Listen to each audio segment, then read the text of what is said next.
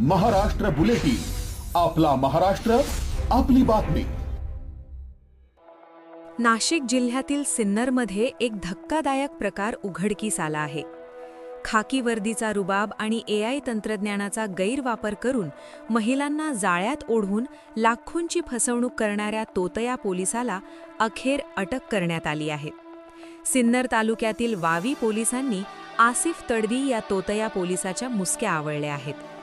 इंस्टाग्रामवर स्वतःला पोलीस अधिकारी असल्याचे भासवत तडवीने सिन्नरमधील एका महिलेला तब्बल 3 लाख रुपयांना गंडा घातला। तडवीने सोशल मीडियावर खाकी वर्दीतले फोटो पोस्ट करून विश्वास निर्माण केला।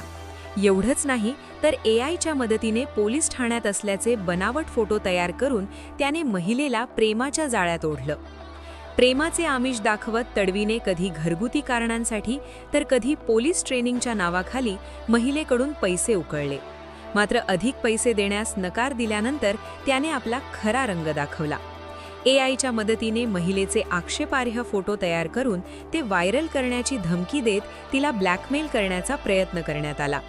दरम्यान पीडित महिलेला भेटण्याच्या बहाण्याने सिन्नरमध्ये आलेल्या आसिफ तडवीला पोलिसांनी सापळा रचून अटक केली।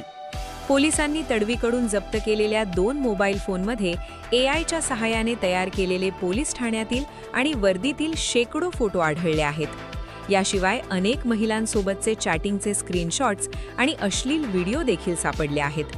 यामुळे तडवीने अनेक महिलांना आपल्या जाळ्यात ओढल्याचा संशय पोलिसांना आहे।